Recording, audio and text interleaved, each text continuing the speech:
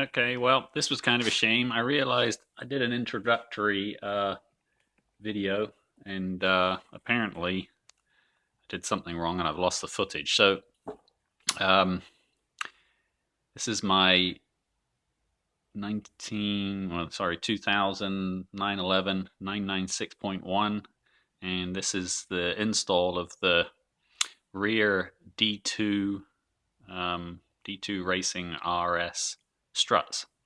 And in a second here, I'm going to flip it over to this will be my first video. And okay, so I'm on the inside of the car, and you can see all I did was pull this pad out right here. It sat on here, just lifted right out. And it looks like, I don't know if that's in focus or not, but that's it. I'm going to take those three nuts loose there, and I don't know, maybe take the sway bar off outside and pull the strut out. It looks pretty straightforward. Okay, well, I took the three bolts loose on the inside. Right over there.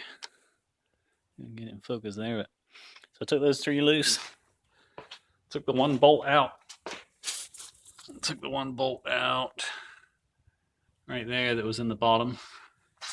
Disconnected the sway bar link. And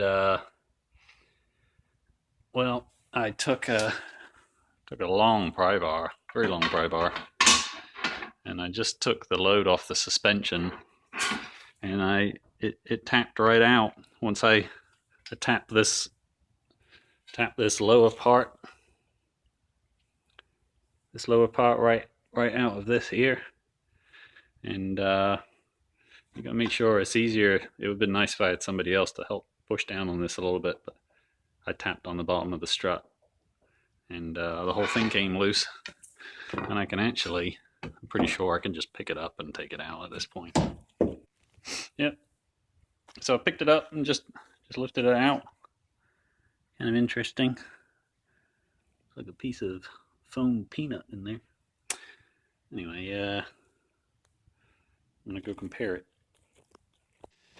Okay, well, some thoughts. You can obviously see the sway bar end links are a lot longer. They're up higher, which would add some weight, but you're talking about the length of an end link. And ultimately, this coilover is a fair bit lighter than this whole shock assembly, so I guess I'm not worried about weight. They look pretty good. I'm pretty pleased with them. I don't know how I'm going to set the height, because I have no idea where it's going to be positioned. I do know that the adjustable portion for height looks like it's down here, and this is to just keep the spring from being too sloppy, and also preload. So I don't really think I've got much choice but to just try and fit it on there and see how it works. I don't see any difference in the top. Doesn't seem like it goes one way or the other. The bottom spins, so I think it's just a matter of putting it in there and giving it a go. It's kind of cool though, shiny. Okay, so hooked up through the hole. Just got a couple of nuts on the top to hold it loosely. I guess I could tighten it down, but that'll stop the bottom from being so easy to move around. You can see it's up a little bit, but that's okay, because I could either try and find a way to push up on this, but I'm on my own. So I'm gonna use a jack, and I'm gonna raise this up. I'm gonna raise it up. Can you see? Raise it up until it'll line up, and try and put a bolt through it.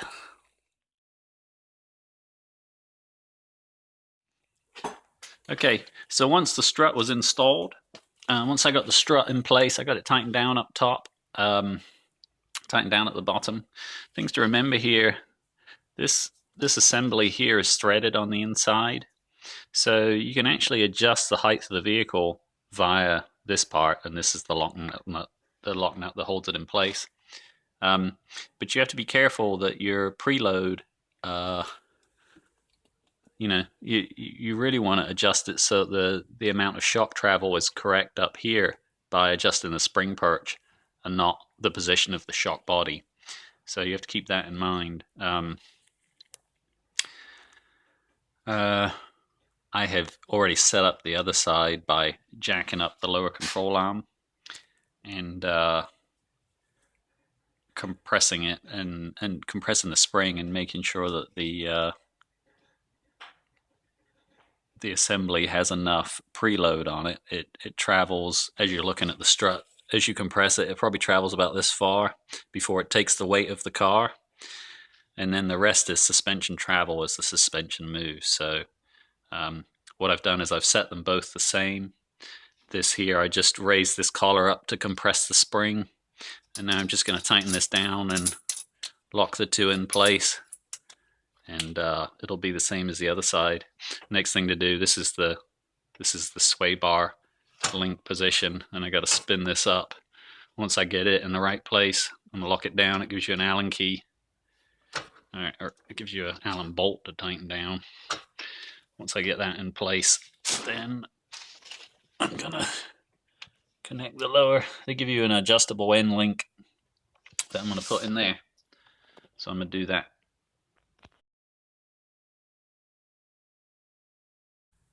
So I have the spring height set. This is kind of interesting. I was playing with this sway bar end link. Originally I had it kind of around the back, but it doesn't line up very well. Puts the link at a weird angle. But what I found is turning it this way as the spring travels up and down here. There's plenty of room here, and it's also parallel to the strut, which means as it travels up and down, it'll be more functional. It's in a straight line lined up with the strut. So I believe I'm going to tighten it down right there. But also from underneath, it doesn't look too bad. It looks like it's going to be okay. I think that's what I'm going to do. Go with that and give it a try. Okay, first of all, I had this end link round the other way. I didn't like it. It didn't fit very well. I've noticed that if you put it on this side of the bracket, instead of, I had it coming through the other way, through this way. But this way here, it's a hole. With it on this side, again, they don't give you any instructions, so you got to figure all this stuff out. But you can see it lines up nicely here. If you go underneath and look up at it, it's in a nice straight line.